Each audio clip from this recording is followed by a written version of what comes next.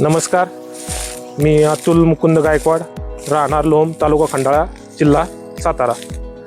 तर आज आपण आपल्या ऊसाच्या प्लॉटमध्ये, खोडवा ऊसाच्या प्लॉटमध्ये आलेलो आहोत।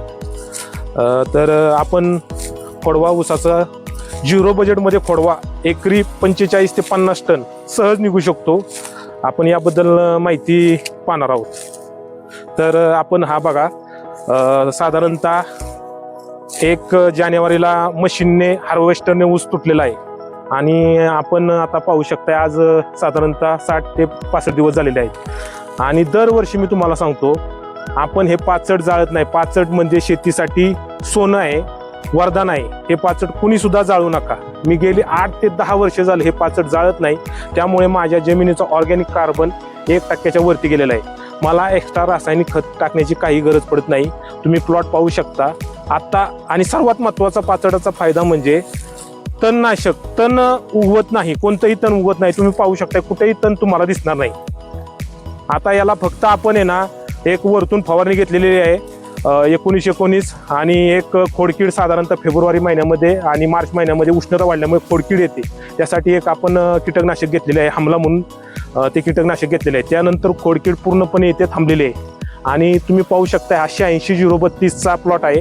आणि मशीननी, बऱ्याच जणांचा दुसरा एक प्रश्न आहे की मशीननी तुटलेल्या ऊसाचा खोडवा राखताना खूप अडचण येते, म्हणजे फुटवा होत नाही। तर तुम्हाला मी दाखवतो, तुम्ही इथे दाखवा। आता हे मशीन तुटलेलं आहे बघा, हा मशीन ऊस तुटला, तुम्ही सर्वीकडे दाखवा, कुठेही गॅप्स नाही। हा बघा, सर्व हा मशीन ऊस तुटलेला आहे। लोकांचा खूप मोठा गैरसमज आहे, मजुरांची समस्या।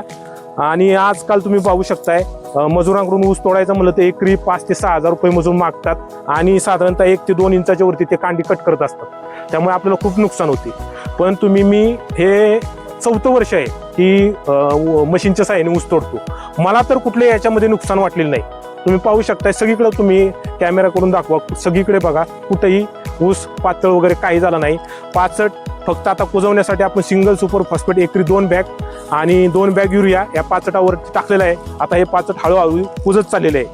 आणि यानंतर आपण बरेच जण बोलतात बगला मारा, त्यानंतर ऊस तुमचा फुटवाईल, पण माझा हा 8 ते 10 वर्षाचा अनुभव आहे। खोडवा पिकाला मी काही खर्च करत नाही मॅडम, आपण बगला पण मारत नाही, फक्त एक तणनाशक, साधारणतः कुठं कुठं तण उरते तिथे एकदा तणनाशक मारतो आणि त्यानंतर हे पाचटाला आपण काही करत नाही। हे पाचट हळूहळू कुजत जातं आणि पावसाळ्यामध्ये ते हळूहळू त्या पिकाला लागू होतं। एक्स्ट्रा काहीच खर्च येत नाही। तुम्ही एवढं जरी 1-2 फवारण्या केल्या आणि सिंगल सुपर फॉस्फेट युरिया टाकला तर तुम्हाला एकरी 45 ते 50 टन झिरो बजेटमध्ये ऊस येणार, हे मी तुम्हाला गॅरंटेड सांगू शकतो।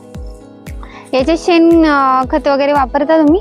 सुरुवातीला लागण्याच्या वेळेस शेणखत वगैरे वापरतो, खोडव्याला आपण काही वापरत नाही। खोडव्याला आपण शेणखत वगैरे काही वापरत नाही, खोडवा पण हा झिरो बजेटमध्ये जाणतो। म्हणजे तुमच्या पाचटाच्या कुजण्यावरती सगळं आपण हे पाचट सगळं जमिनीतच कुजवतो, त्यामुळे आपल्या जमिनीची ताकदच भरपूर झालेली आहे। जमिनीमध्ये आपल्या ताकद भरपूर असल्यामुळे ऊस सहजासहजी जास्त एक्स्ट्रा काही त्याला खर्च करावा लागत नाही।